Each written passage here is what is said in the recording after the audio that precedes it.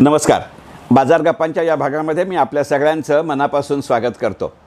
आजचा आपला विषय गुंतवणुकीतून बाहेर पडण्याची वेळ आली का? गुंतवणुकीतून बाहेर पडण्याची वेळ आली का? हे म्हणण्याचं कारण असं की आपण गेल्या काही दिवसांमध्ये पाहिलं की आपल्या मुंबई शेअर बाजाराचा निर्देशांक दिवसभरात दोनदा 53,000च्या वरची पातळी पार करून गेला. दिवस बंद होताना कधीही अजून मुंबई शेअर बाजाराचा निर्देशांक 53,000च्या वरती बंद झालेला नाही, पण दोनदा का होईना, दिवसभरात का होईना त्यानं ही पातळी गाठली. आणि एकंदरीतच आत्ता ज्या पद्धतीत निदान 52,000च्या वरती शेअर बाजार आहे, हे सुद्धा खरं सांगायचं म्हणजे विश्वास ठेवण्याजोगा आहे की नाही हा आपल्या सगळ्यांच्या मनातला प्रश्न आहे. आणि मग अशा वेळेला एक साहजिक मनामधली शंका अशी असते की बाबा हा जर सर्वोच्च पातळीवरचा असेल किंवा निदान या पातळीवरती तो टिकण्याजोगा नसेल, तर जी काही माझी शेअर बाजारामध्ये, म्युच्युअल फंडामध्ये किंवा शेअर बाजार आणि म्युच्युअल फंडाशी संबंधित अशा वेगवेगळ्या साधनांमध्ये गुंतवणूक आहे, त्याच्यामध्ये प्रॉफिट बुकिंग करून मी यातनं बाहेर पडावं का? एका दृष्टिकोनातनं पाहायचं झालं तर हा एक अत्यंत तर्कसंगत असा विचार आहे. आणि त्यामुळे इतक्या सरसकटपणाने त्याच्याकडे पाहता येईल का, अशी मनामध्ये शंका येणं हे अत्यंत साहजिक आहे. निदान माझ्या मनामध्ये तरी ती शंका आहे. आणि त्या दृष्टिकोनातनं एकंदरीतच हा प्रश्न जेव्हा वरचेवर मला माझ्या ट्रेनिंग प्रोग्राममध्ये किंवा माझ्या इन्व्हेस्टमेंट कन्सल्टन्सीमध्ये विचारायला जायला लागला, त्यावेळेला मला असं वाटलं की बाजार गप्पाच्या निमित्तानं याबाबतची माझी मतं तुमच्यासारख्यांच्या समोर ठेवावीत. आणि म्हणून आजचा आपला बाजार गप्पांचा विषय गुंतवणुकीतून किंवा शेअर बाजारातनं बाहेर पडण्याची वेळ आली का? केवळ शेअर बाजाराचा निर्देशांक आपल्याला अनाकलनीय वाटतो, अविश्वसनीय वाटतो, अशा पातळीवरती आहे म्हणून आपल्याकडची सर्व गुंतवणूक विकून टाकणं हे जरासुद्धा शहाणपणाचं नसतं. हा पहिला मुद्दा. याचं कारण असं की आपला पोर्टफोलिओ हा काही आपण एका रात्रीत जन्माला घातलेला नसतो. आपला पोर्टफोलिओ, आपल्याकडचे शेअर्स, आपल्याकडच्या म्युच्युअल फंडच्या योजना या आपण टप्प्याटप्प्याने घेतलेल्या असतात. आपल्यापैकी बहुतेक जणांचा म्युच्युअल फंडचा पोर्टफोलिओ हा सिस्टमिक इन्व्हेस्टमेंट प्लॅन म्हणजे SIPच्या माध्यमातून जन्माला आलेला आहे. मी गमतीने म्हणतो तसं की आपलं लहानपण जसं रिकरिंग डिपॉझिटच्या कारकिर्दीत गेलं, अर्थात त्या काळात ती आपण केली नाही, आपल्या आईवडिलांची पिढी करत होती, तोच संस्कार कुठेतरी कळत नकळत आपल्यावरती झाला. आणि मग थोडे थोडे आपल्याला जमतील तसे, आपल्याला आवडतील तसे, कोणी सांगितले आहेत म्हणून, कुठे वाचले आहेत म्हणून, कोणीतरी चर्चा करताना ऐकलं म्हणून आपण शेअर्स घेत गेलो. म्हणजे ते शेअर्स विकत घेताना, खरेदी करताना आपण काही फार मोठा अभ्यास केला आहे, फंडामेंटल ॲनालिसिस वापरला आहे, टेक्निकल ॲनालिसिस वापरला आहे, एखादा मोठा कोर्स केला आहे, अशी काही पद्धत नव्हती. आणि मुळातच आपल्याला शेअर्स घेण्याची जितकी सवय आहे तेवढे आपल्याला शेअर्स विकण्याची सवय नाही. आणि खरं सांगायचं म्हणजे शेअर बाजारातली सगळ्यात मोठी अडचण ही असते. एक पोस्ट जी आपल्याकडे समाज माध्यमांमध्ये फिरते आहे, खरं म्हणजे याची मराठी आणि इंग्लिश व्हर्जन मीच लिहिली होती, पण मध्ये ती 6 महिन्यापूर्वी लिहिली होती. अलीकडच्या काळामध्ये ती पुन्हा एकदा माझं नाव वगळून आणि काही थोडके फेरफार करून फिरते आहे. आणि मग असं त्या पोस्टमध्ये म्हटलं आहे तसं की एकंदरीतच गिर्यारोहण करणारी जी माणसं असतात ती गिर्यारोहण करताना कधीही मृत्यू पावल्याची संख्या ही कमी असते. त्या उलट ते गिर्यारोहण यशस्वीरित्या पूर्ण करून ते परत येताना, विशेषतः माउंट एव्हरेस्टसारख्या मोठ्या शिखरांवरती परत येताना होणाऱ्या मृत्यूंचं प्रमाण जास्त असतं. अगदी असं जर पाहायचं झालं तर खरं सांगायचं म्हणजे आपण जे अनेक ठिकाणी देवदर्शनाला जातो, देवस्थानाच्या यात्रेला जातो, तिथेही होणाऱ्या अपघातांच्या बाबतीत हेच खरं आहे की बहुतांश वेळेला आपण जे अपघात किंवा मृत्युमुखी पडलेल्यांचं वर्णन किंवा बातमी वाचतो त्याच्यामध्ये 90%हून जास्त वेळा ते यात्रा करून परत येत होते अशी परिस्थिती असते. या सगळ्या घटकातनं म्हणजे मग आपली शेअर बाजारातली गुंतवणूक असू दे किंवा आपलं गिर्यारोहण असू दे किंवा आपलं देवस्थानाला जाणं असू दे, जाण्याचं आपलं नियोजन फार पूर्ण असतं आणि आपल्या परतीचं आपण नियोजन कधीही केलेलं नसतं. हे तिथल्या अपघाताचं प्रमाण आहे का, हा मुद्दा खरं म्हणजे लक्षात घेतला पाहिजे. आणि हा मुद्दा लक्षात घेत असताना मुंबई शेअर बाजाराचा निर्देशांक 52,000 53,000 आहे की 26-27,000 आहे हा निकष नसतो. आणि त्यामुळे केवळ मुंबई शेअर बाजाराचा निर्देशांक 52,000 53,000 झाला म्हणून आपण गुंतवणुकीतनं बाहेर येणं हा विचार तर्कसंगत नाही. कारण असा विचार जर करायचा असेल तर त्याच्या पुढच्या 2 प्रश्नांचा विचार केला पाहिजे. आपण ज्या वेळेला गुंतवणूक करत असतो त्यावेळेला आपण काही विशिष्ट उद्देशाने गुंतवणूक करत असतो. खरं सांगायचं म्हणजे त्यातनं पैसा मिळवावा हाच आपला उद्देश असतो. पण आपल्या नेहमीच्या ताकाला जाऊन भांडं लपवायच्या सवयीनुसार किंवा इतक्या मोकळेपणाने स्वतःशीही ते मान्य करायची तयारी नसल्यामुळे, कारण आपल्या समाजामध्ये संस्कृतीमध्ये पैशाचा फार विचार करायला लागला की तो पैशाच्या मागे लागला असं म्हटलं जातं. या जनापवादाला, लोकापवादाला घाबरून आपण तसं जाहीरपणाने मान्य केलं नाही. त्यामुळे होतं असं की ज्या वेळेला आपण शेअर्स विकत घेतलेले असतात त्यावेळेला मनोमन आपल्याला कल्पना असते, त्या काही अभ्यासानेच आलेली असते असं नाही, काही वेळेला अनुभवातनं आलेली असते, काही वेळेला अत्यंत विश्वासार्ह माणसाने आपल्याला तसं सांगितलेलं असतं की या शेअर्सची क्षमता, कुवत ही एका विशिष्ट भावापुरेशीच आहे. खरोखरच तसा भाव त्या शेअर्सचा पोचल्यानंतर खरं म्हणजे त्याच वेळेला आपल्याकडचे काही शेअर्स तरी विकून आपलं प्रॉफिट बुकिंग करत आपलं कॉस्ट ऑफ होल्डिंग कमीत कमी ठेवणं हा त्याच्यावरचा संयुक्तिक उपाय असतो. याचं कारण असं आहे की जर आपलं कॉस्ट ऑफ होल्डिंग हे जितकं कमी असेल तितकं शेअर बाजारातल्या वादळी बदलांपासून, मग ते आकस्मिक झालेले असतील किंवा ते टप्प्याटप्प्याने झालेले असतील, या सगळ्यांपासून आपण आपली गुंतवणूक सुरक्षित राखत असतो.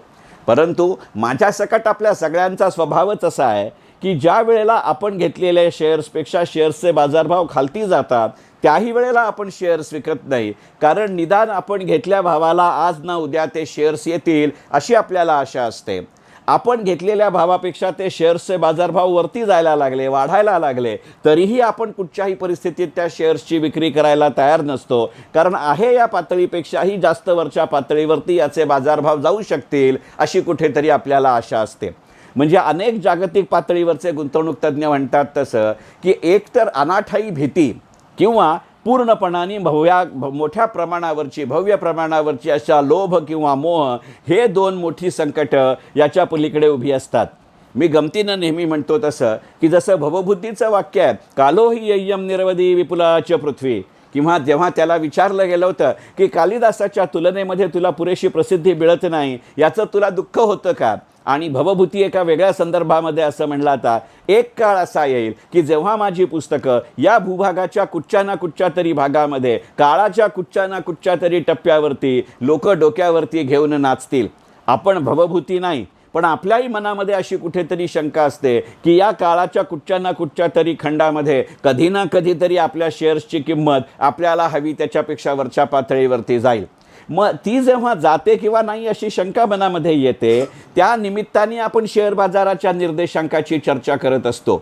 आपण शेअर बाजाराच्या निर्देशांकाच्या संदर्भात आपल्या शेअर्सच्या किमती किंवा आपल्या शेअर्सच्या खरेदी विक्रीचा विचार करतोय.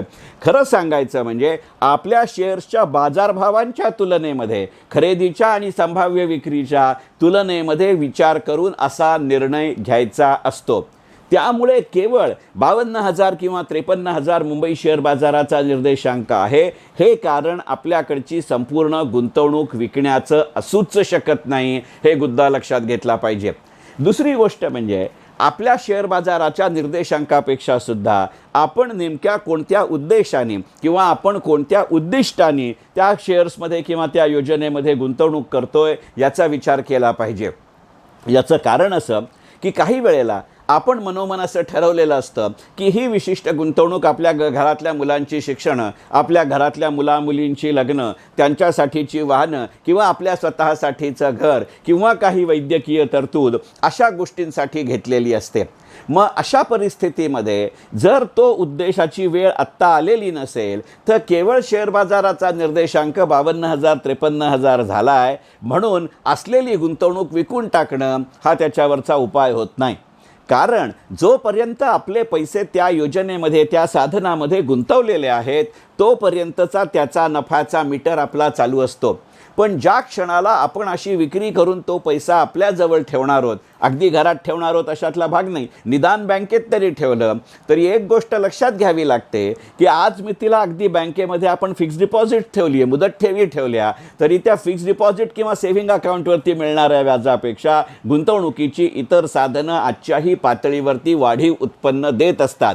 अशा वेळेला त्या वाढीव उत्पन्नाचं प्रमाण, त्या वाढीव उत्पन्नाचा कालावधी आणि सगळ्यात महत्त्वाचं म्हणजे त्या वाढीव उत्पन्नाची शक्यता आपण पूर्णपणाने बंद करतो जेव्हा आपण पूर्णपणाने ती गुंतवणूक काढून घेत असतो.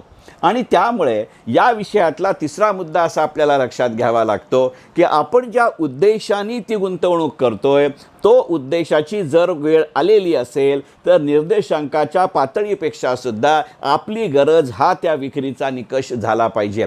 पण जर तशी वेळ आली नसेल आणि आपल्याला हवं तसं उत्पन्न त्यातून मिळत असेल तर केवळ निर्देशांक एका विशिष्ट पातळीवरती आहे म्हणून त्यातनं बाहेर येण्याची आवश्यकता आहे असं मला वाटत नाही.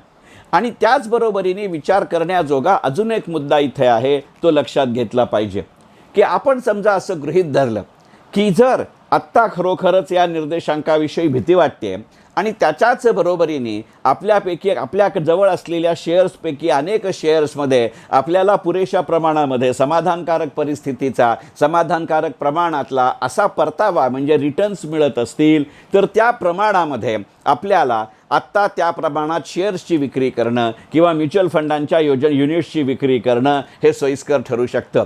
पण त्याचा अर्थ केवळ संपूर्णपणाने त्यातनं बाहेर येणं कारण केवळ 52-53 हजाराचा निर्देशांक आहे हे कोणत्याही परिस्थितीमध्ये व्यवहार्य उत्तर नाही. आपल्या भीतीनं आपल्या सत्सद विवेकबुद्धीवरती आणि आपल्या लोभानं किंवा आपल्या मोहानं आपल्या निर्णायक बुद्धीवरती केलेली ती मात असेल हे गणित लक्षात घेतलं पाहिजे. मला कल्पना आहे की अनेकदा शेअर बाजारासारख्या गुंतवणुकीच्या क्षेत्राविषयी म्हटलं जातं की ती म्हणजे सिंहाची गुहा आहे. तिथे आत जाणाऱ्यांच्या पावलाचे ठसे दिसतात पण बाहेर येणाऱ्यांच्या पावलांचे ठसे दिसत नाहीत. पण ते ठसे दिसत नाहीत म्हणून आपले ठसे निर्माण करायचे म्हणून केवळ त्या 52,000-53,000 पातळीचा बागुलबुवा करून पूर्णपणाने त्यातून बाहेर येणं असं करून चालत नाही. बाई तू का रोड मला जगाची ओढ असं जसं मराठीत म्हटलं जातं तसे आपण जरी नसलो तरी एक प्रश्न आपल्याला स्वतःला विचारावा लागेल की मी जे शेअर्स विकणार आहे कारण 52,000-53,000चा निर्देशांक आहे म्हणून मी ज्या म्युच्युअल फंडांच्या योजनातनं बाहेर येणार आहे ते पैसे एकदा माझ्या हातात आल्यानंतर त्याची नेमकी पर्यायी गुंतवणूक करता येईल अशी दुसरी कोणती साधनं मला आज मितीला उपलब्ध आहेत का. आणि हा विचार पूर्णपणाने व्यक्तिसापेक्ष असेल, हा विचार पूर्णपणाने कालसापेक्ष असेल, हा विचार पूर्णपणाने भावसापेक्ष असेल, हा विचार पूर्णपणाने मुदतसापेक्ष असेल हे गणित लक्षात घेतलं पाहिजे. त्यामुळे सरसकट केवळ निर्देशांकाची पातळी 52,000-53,000 झाली म्हणून त्यातनं बाहेर येणं असं सर्वसाधारण सबघोडे 12% पद्धतीचं उत्तर त्याला देता येईल अशी परिस्थिती आजही नाही आणि ती कधीच नसते. आणि त्यामुळे ज्या वेळेला असा प्रश्न आपल्याला पडतो की 52,000-53,000चा निर्देशांक झाला आहे म्हणून मी त्यातनं बाहेर यायचं का, अशा वेळेला या क्षेत्रात आजपर्यंत घालेल्या सर्व्हिसच्या अनुभवावरती मी नक्की असं म्हणेन की होय ही एक वेळ जरूर आहे की ज्या निमित्ताने आपल्या संपूर्ण पोर्टफोलिओचा आपण एकदा मोकळेपणाने विचार केला पाहिजे. अगदी आपल्या स्वतःच्या राहत्या घरापासून त्याची सुरुवात करायला हरकत नाही. त्या निमित्ताने एक इन्व्हेस्टमेंट डॉक्युमेंटेशन तयार होईल ही गोष्ट खरी. एकंदरीतच सध्या करोनासारखा सुरू असलेला काळ, करोना व्यतिरिक्तही इतर कारणांनी अकाली आणि बेमुदत अशी होणारी निधनाच्या बातम्या या दृष्टिकोनातनं आपल्या सगळ्या गुंतवणुकीचं एक पूर्णपणाने संकलित असं कागदपत्र किंवा फोल्डर तयार होणं हे नितांत आवश्यक आहे. आणि त्याच बरोबरीने आपल्या गुंतवणुकीविषयी आपल्या घरातल्या आपल्या कुटुंबियांना व्यवस्थित आणि पूर्ण माहिती असणं हेही तितकंच संयुक्तिक आहे. करोना आणि अशा निर्देशांकाची पातळी या दोन्हीच्या संगमातनं जर ह्या त्या गोष्टी करण्याचा मुहूर्त लागला तर खऱ्या अर्थाने आपण 52-53,000ची पातळी सत्कारणी लावली असं म्हणता येईल. अशा वेळेला आपल्या घरामध्ये नेमकी किती जणांच्या नावावरती आहे, त्याची नॉमिनेशनची प्रोसेस पूर्ण केली आहे का हे पाहणं अत्यावश्यक आहे. त्याचबरोबरीने काळाच्या वेगवेगळ्या टप्प्यावरती वेगवेगळ्या कारणांसाठी वेगवेगळ्या एजंटकडनं आपण सगळ्यांनी इन्शुरन्सच्या किंवा आयुर्विम्याच्या पॉलिसीज घेतलेल्या असतात. साधारणपणे आपण त्या एका फोल्डरमध्ये ठेवलेल्या असतात. परंतु सहसा आपण कधीही त्या पॉलिसीपासून मला मिळणारं उत्पन्न खरोखरच नियमितपणाने माझ्याकडे जमा होतं आहे का हे पाहतोच असं नाही. खरं सांगायचं म्हणजे दरवर्षी आपलं आयकर विवरणपत्र इन्कम टॅक्स रिटर्न भरताना ही माहिती देणं आपल्याला क्रमप्राप्त आहे. आपण बँक स्टेटमेंटच्या माध्यमातून CA वरती ते सोपवून देतो. त्यामुळे आत्ताच्या परिस्थितीमध्ये मी म्हटलं तसं करोना आपल्या गुंतवणुकीचं नियोजन आणि या 52-53 हजाराच्या पातळीवरती पूर्णपणाने आपल्या गुंतवणुकीचं केलेलं पुनर्वलोकन रिव्ह्यू अशा दृष्टिकोनातनं विचार करताना जर आपण LIC सकट इतर कोणत्या कंपन्या, मग कधी HDFC स्टँडर्ड लाईफ असेल, ICICI प्रुडेन्शियल असेल, बजाज अलायन्स असेल, अशा सर्व योजनांचा पूर्णपणाने विचार करण्याची नितांत आवश्यकता आहे. कारण यातल्या अनेक योजना अशा असतात की आपण घेताना एका विशिष्ट मुदतीकरता घेतलेल्या असतात, परंतु त्याच्यामध्ये त्या वेळेच्या आधी आपण परत येऊ शकतो. माझा तर अनुभव असा आहे की माझ्या सकट अनेकांच्या बाबतीत त्याची मुदत संपून गेलेली असते. आपण त्याचा हप्ता म्हणजे प्रीमियम देणं बंद केलेलं असतो, पण या ना त्या कारणाने आपण ती मुदत किंवा पैसे एनकॅश केलेले नसतात.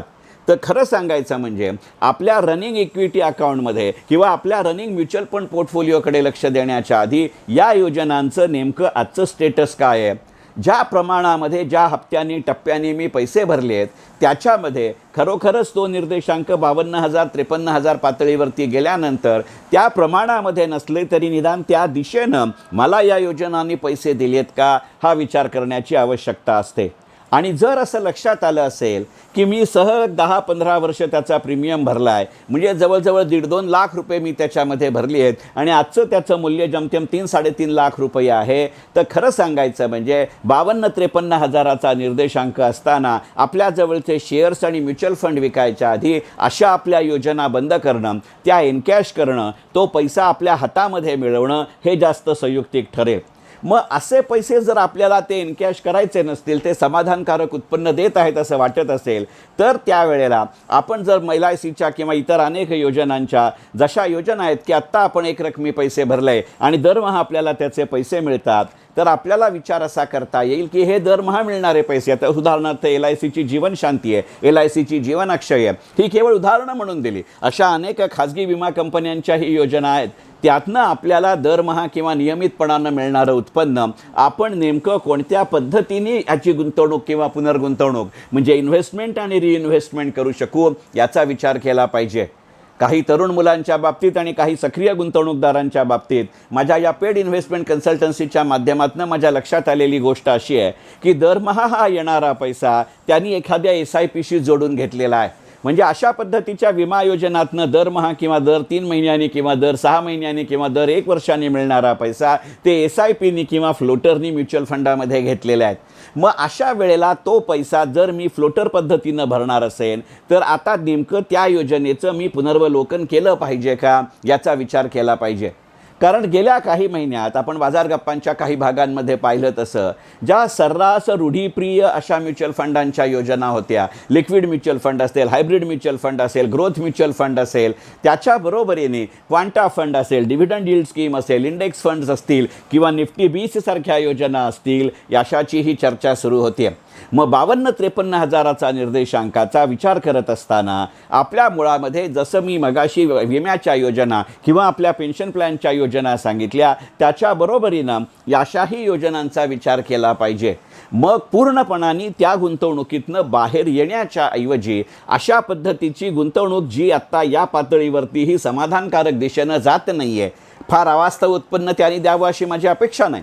कारण कित्येक वेळेला असं असू शकतं की शेअर बाजाराची पातळी खालती असताना यांनी शेअर बाजारापेक्षा जास्त उत्पन्न दिलं असेल, मग आज केवळ शेअर बाजाराची पातळी सर्वोच्च पातळीवरती आहे आणि त्या प्रमाणामध्ये या योजनेतनं पैसे मिळत नाहीत, हे एकमेव निकष नसतो. तर मी योजना सुरू केल्यापासून आज मी तिला त्यातनं मला मिळालेल्या सरासरी उत्पन्नाचा विचार करताना ही योजना थोडी कुठेतरी उत्पन्नाच्या निकषावरती, सेफ्टीच्या निकषावरती, सोयीच्या निकषावरती मागे पडत असेल तर ती योजना बंद करून तो पैसा हातात घेणं हे 52,000-53 हजाराच्या निर्देशांकाच्या पातळीवरचं एक तर्कसंगत, कदाचित तर्क कर्कश वाटेल तरीसुद्धा एक योग्य पाऊल ठरेल.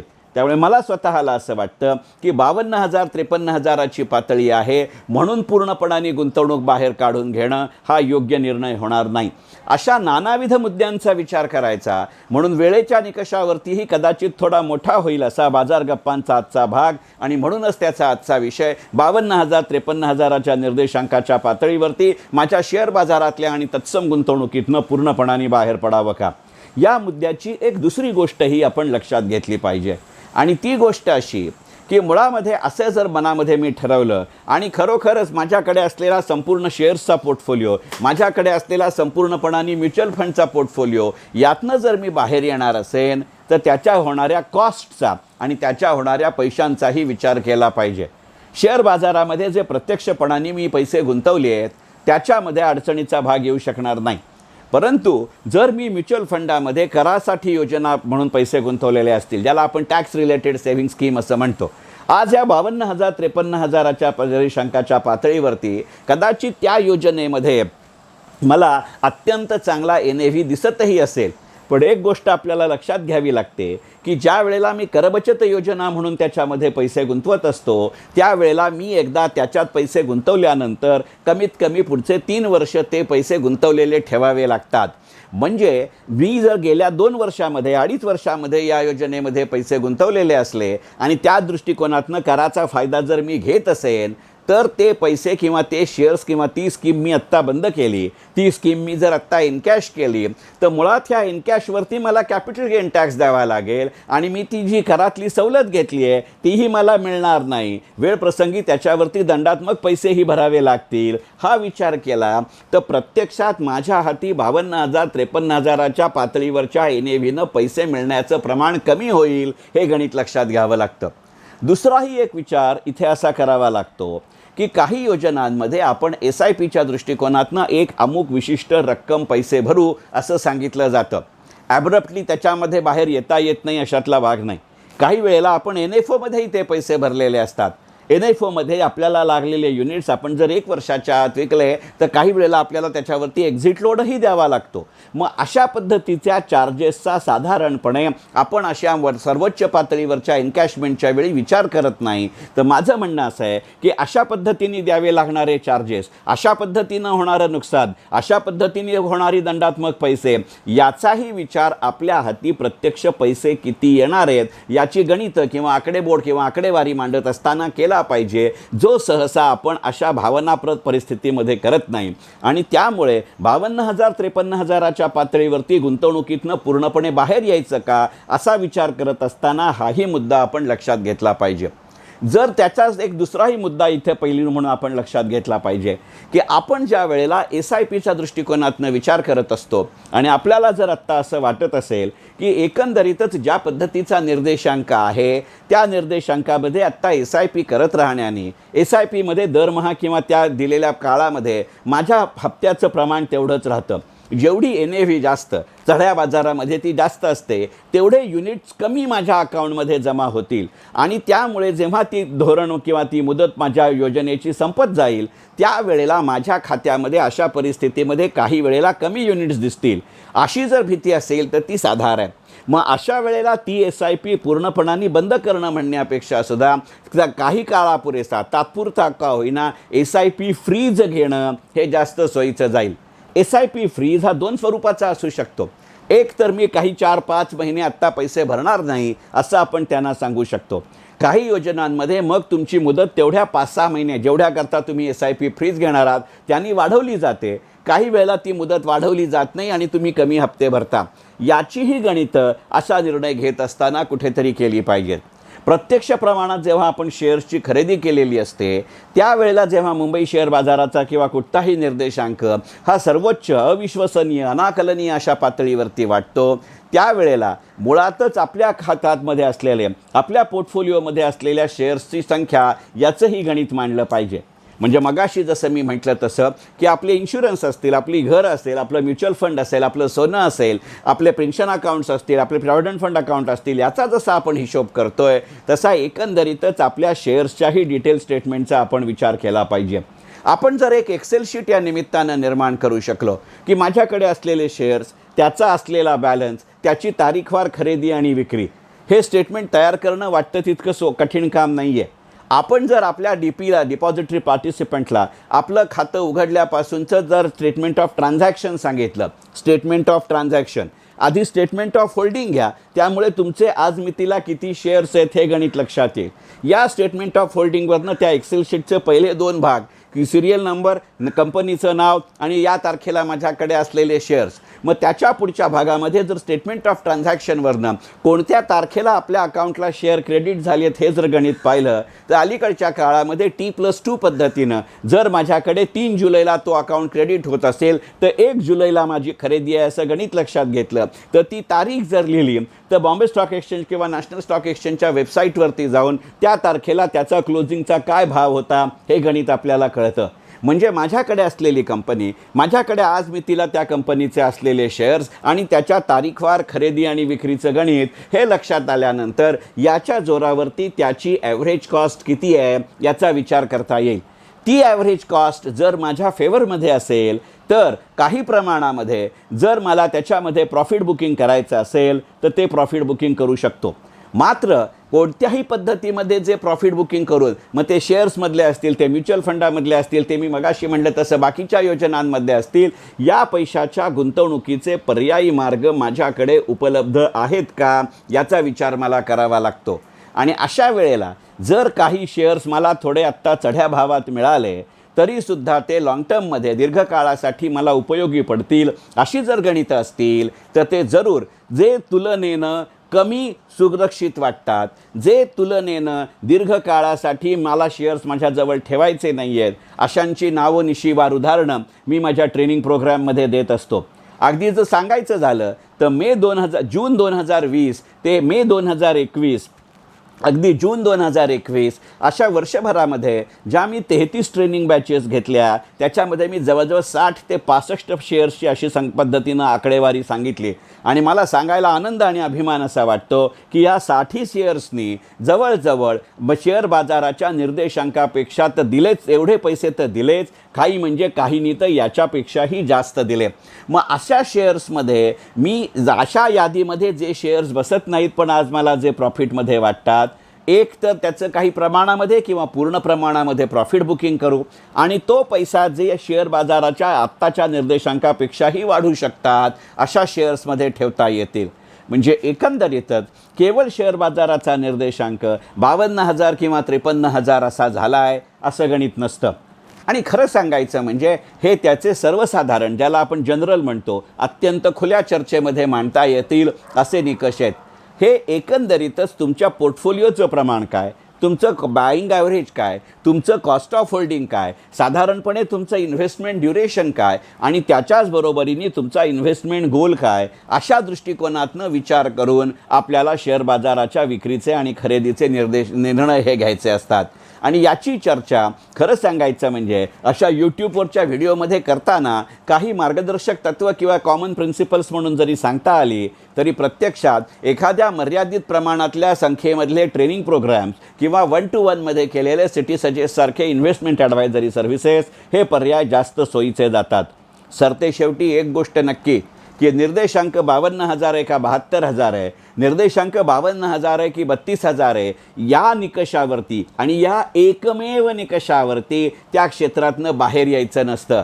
त्या सिंहाच्या गुहेतनं बाहेर येणाऱ्या पावलांचे ठसे नसतात. याचा दुसरा अर्थ असा आहे की आपण जर अकाली निर्णय घेतले तर अकाली मृत्यूचं वैभव असतं आणि असं गतवैधव्याचे ठसे कोणत्याही काळाच्या जमिनीवरती उगवत नसतात. आणि म्हणून आपल्या शेअर बाजारावरती आपले ठसे नाहीत का याचा विचार करावा लागतो.